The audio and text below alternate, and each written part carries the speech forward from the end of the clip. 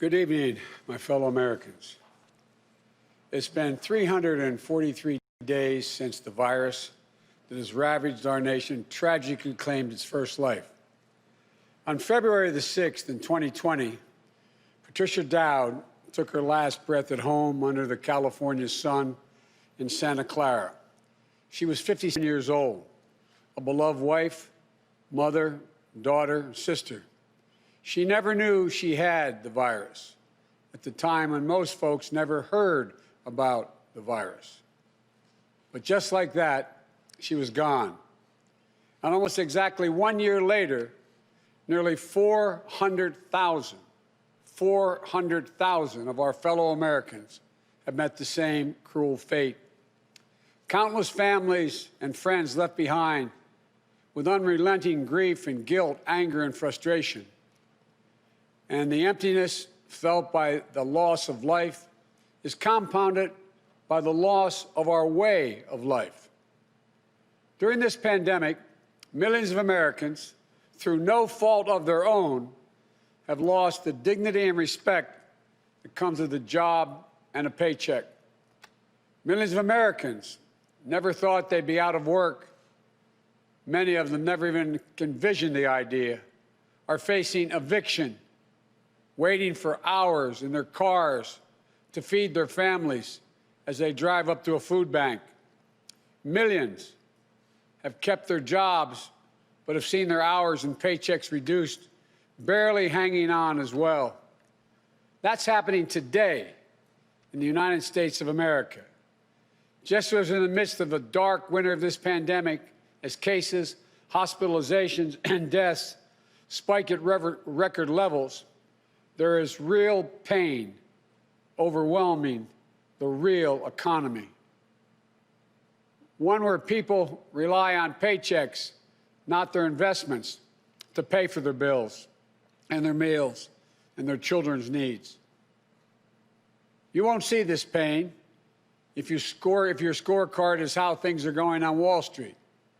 But you will see it very clearly if you examine what the twin crises of a pandemic and this sinking economy have laid bare. The growing divide between those few people at the very top who are doing quite well in this economy and the rest of America. Just since this pandemic began, the wealth of the top 1% of the nation has grown roughly $1.5 trillion since the end of last year, 4 times the amount for the entire bottom 50% of American wage earners. Some 18 million Americans are still relying on unemployment insurance. Some 400,000 small businesses have permanently closed their doors. And it's not hard to see that we're in the middle of the once-in-several-generations economic crisis with a once-in-several-generations public health crisis. The crisis of deep human suffering is in plain sight, and there's no time to waste. We have to act, and we have to act now. This is what economists are telling us. More importantly, it's what the values we hold dear in our hearts as Americans are telling us. A growing chorus of top economists agree that the moment of crisis, in this moment of crisis, with interest rates at historic lows, we cannot afford inaction.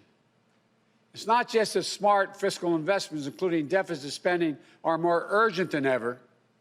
It's that the return on these investments in jobs, racial equity, will prevent long-term economic damage, and the benefits will far surpass the cost. A growing number of top economists has shown even our debt situation will be more stable, not less stable, if we seize this moment with vision and purpose. And so tonight, I'd like to talk to you about our way forward, a 2-step plan of rescue and recovery.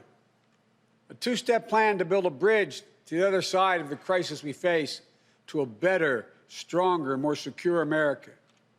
Tonight, I'll lay out my first step, the American Rescue Plan that will tackle the pandemic and get direct financial assistance and relief to Americans who need it the most. Next month, in my first appearance before a joint session of Congress, I will lay out my Build Back Better recovery plan. It'll make historic investments in infrastructure, that Build Back Better plan. Infrastructure, manufacturing, innovation, research and development, and clean energy. Investments in a caregiving economy and in skills and training needed by our workers to be able to compete and win in the global economy of the coming years. Moody's, an independent Wall Street firm, said my approach will create more than 18 million good-paying jobs. Our rescue and recovery plan is a path forward with both seriousness of purpose and a clear plan, with transparency and accountability, with a call for unity that is equally necessary. And unity is not some pie-in-the-sky dream. It's a practical step to getting the things we have to get done as a country get done together. As I said when it passed in December, the bipartisan COVID-19 relief package was a very important first step. And I'm grateful for the Democrats, Republicans, and independent members of Congress who came together to get it done. But I said at the time, it's just a down payment. We need more action, more bipartisanship, and we need to move quickly. We need to move fast. Our rescue plan starts aggressively in order to speed up our national COVID-19 response. The vaccines offer so much hope, and we're grateful to the scientists and researchers and everyone who participated in the clinical trials. We're also grateful for the rigorous review and testing that has led to millions of people around the world already being vaccinated safely. But the vaccine rollout in the United States has been a dismal failure thus far. Tomorrow, I will lay out our vaccination plan to correct course and meet our goal of 100 million shots at the end of my first 100 days as president. This will be one of the most challenging operational efforts we have ever undertaken as a nation. We'll have to move heaven and earth to get more people vaccinated, to create more places for them to get vaccinated, to mobilize more medical teams to get shots in people's arms, to increase vaccine supply, and to get it out the door as fast as possible. We'll also do everything we can to keep our educators and students safe, to safely reopen a majority of our K-8 schools by the end of the first 100 days. We can do this if we give the school districts, the schools themselves, the communities, the states, the clear guidance they need, as well as the resources they need that they can't afford right now because of the economic dilemma they're in. That means more testing and transportation, additional cleaning and sanitizing services in those schools, protective equipment and ventilation systems in those schools. We need to make sure that workers who have COVID-19 symptoms are quarantined, and those who need to take care of their family members with COVID-19 symptoms should be able to stay home from work and still get paid. This will reduce the spread of the virus and make sure workers get the support they need to maintain their families. But we need about $400 billion in funding from Congress to make all of what I just said happen. It's a great deal, but I'm convinced we are ready to get this done. The very health of our nation is at stake. Our rescue plan also includes immediate relief to Americans hardest hit and most in need. We will finish the job of getting a total of $2,000 in cash relief to people who need it the most. The $600 already appropriated is simply not enough. You just have to choose between paying rent and putting food on the table. Even for those who've kept their jobs, these checks are really important. You see, if you're an American worker making $40,000 a year with less than $400 in savings, maybe you've lost hours, or maybe you're doing fewer shifts, driving a truck or caring for the kids or the elderly. You're out there putting your life on the line to work during this pandemic and worried every week that you get sick, lose your job, or worse. $2,000 is going to go a long way to ease that pain. We'll also provide more peace of mind for struggling families by extending unemployment insurance beyond the end of March for millions of workers. That means that 18 million Americans currently relying on unemployment benefits while they look for work can count on these checks continuing to be there. Plus, there will be a $400 per week supplement so people can make ends meet. This gets money quickly into the pockets of millions of Americans who will spend it immediately on food and rent and other basic needs. As the economists tell us, that helps the whole economy grow. We'll also tackle the growing hunger crisis in America. As I speak, and the Vice President-elect has spoken to this many times, 1 in 7 households in America, more than 1 in 5 Black and Latino households in America, report they don't have enough food to eat. This includes 30 million adults and as many as 12 million children. It's wrong. It's tragic. It's unnecessary. It's unacceptable. So we're going to extend emergency nutritional assistance for 43 million children and their families enrolled in the SNAP program through the rest of this year. We'll help hard-hit restaurants prepare meals for the hungry, provide food for the families who need it. We will invest $3 billion in making sure mothers and their young children have the nutrition they need. This will not only meet our moral obligation we have to one another, but will also spur our economic growth, get restaurants and workers back on the job. And as we work to keep people from going hungry, we'll also work to keep a roof over their heads, to stem the growing housing crisis and evictions that are looming. Approximately 14 million Americans have fallen behind on rent, many at risk of eviction. If we don't act now, there'll be a wave of evictions and foreclosures in the coming months as the pandemic rages on. This would overwhelm emergency shelters, increase COVID-19 infections as people have nowhere to go and can't socially distance. Next week, we'll take action to extend nationwide restrictions on evictions and foreclosures. This will provide more than 25 million Americans greater stability instead of living on the edge every single month. And I'm asking Congress to do its part by funding rental assistance for 14 million hard-hit families and tenants. It will also be a bridge to economic recovery for countless mom-and-pop landlords. These crises are straining the budgets of states and cities and tribal communities that are forced to consider layoff and service restrictions of the most needed workers.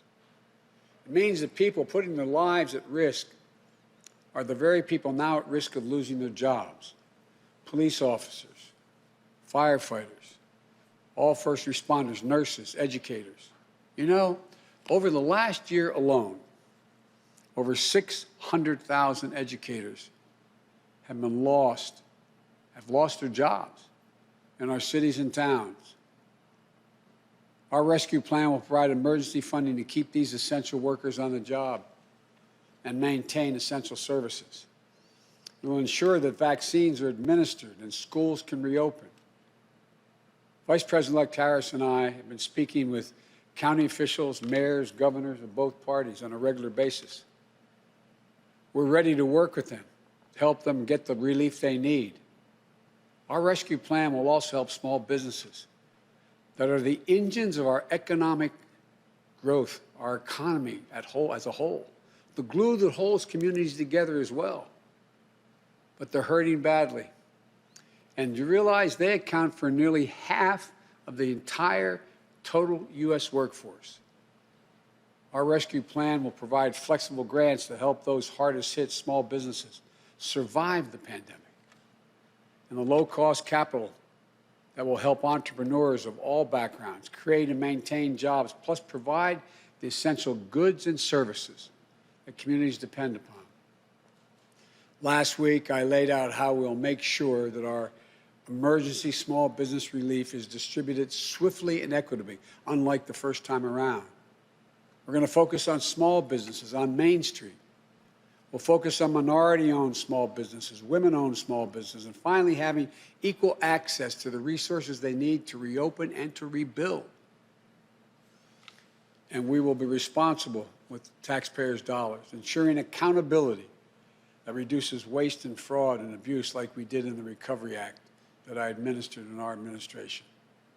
Direct cash payments, extended unemployment insurance, rent relief, food assistance, keeping essential frontline workers on the job, aid to small businesses.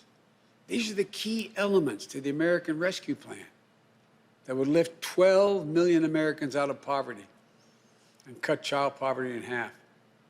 That's 5 million children lifted out of poverty if we move. Our plan will reduce poverty in the Black community by 1/3, reduce poverty in the Hispanic community by almost 40%.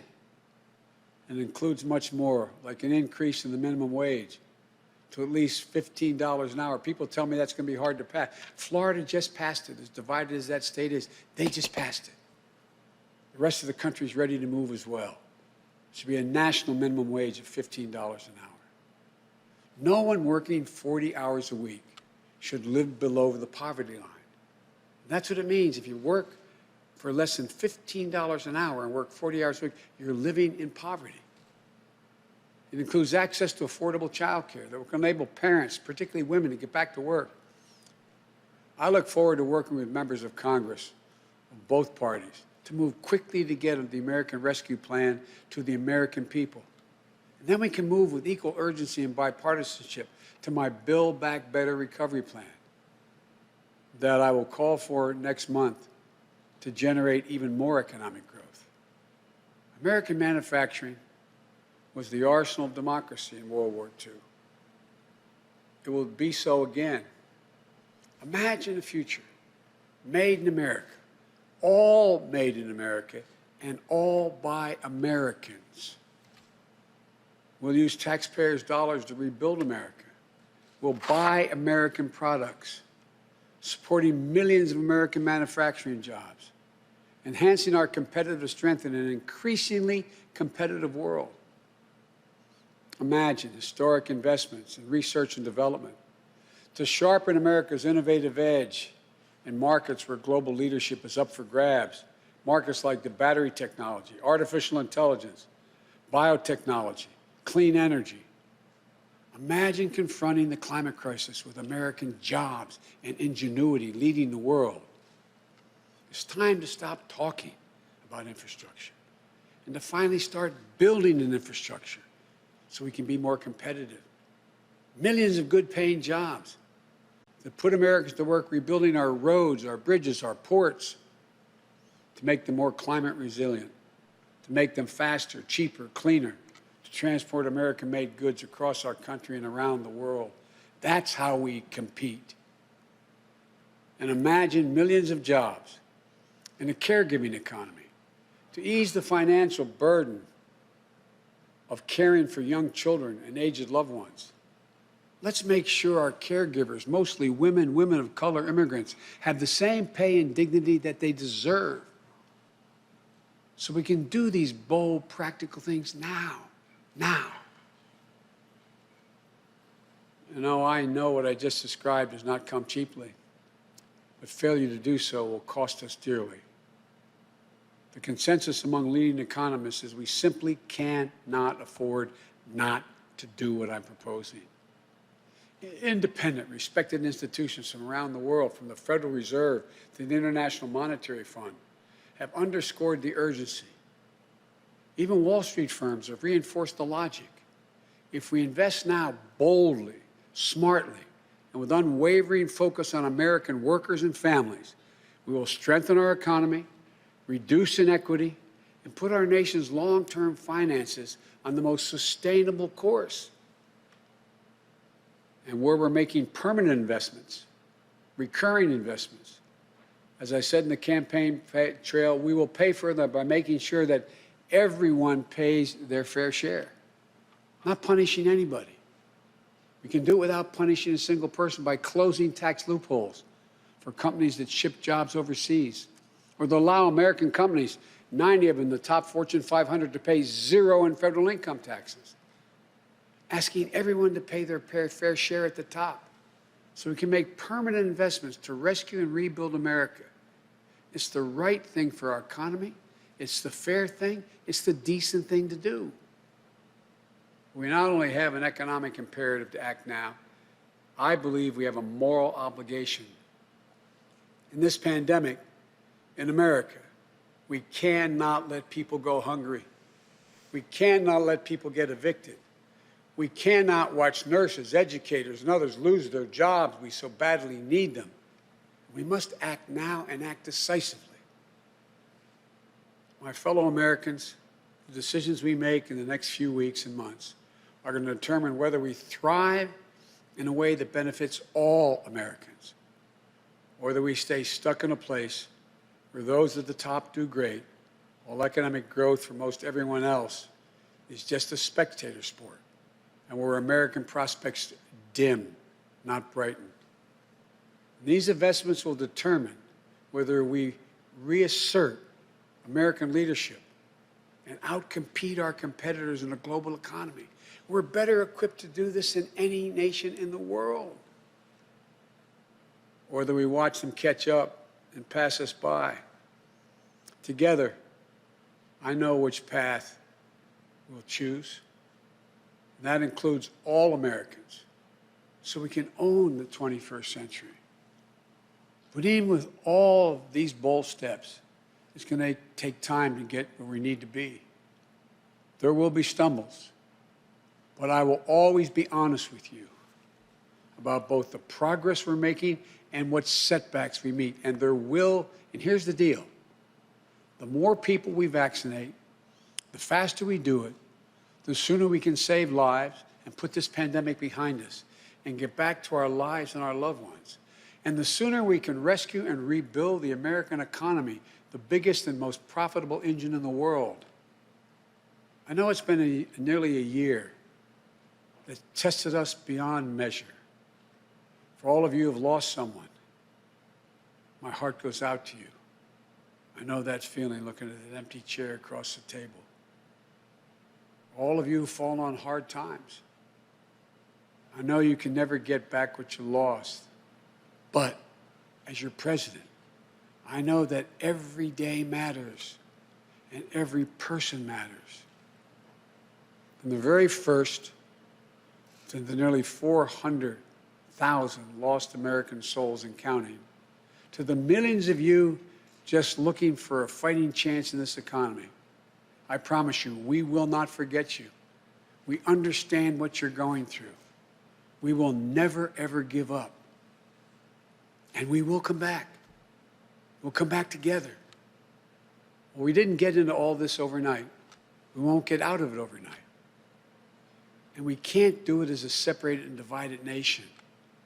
The only way we can do it is to come together as fellow Americans, as neighbors, as the United States of America.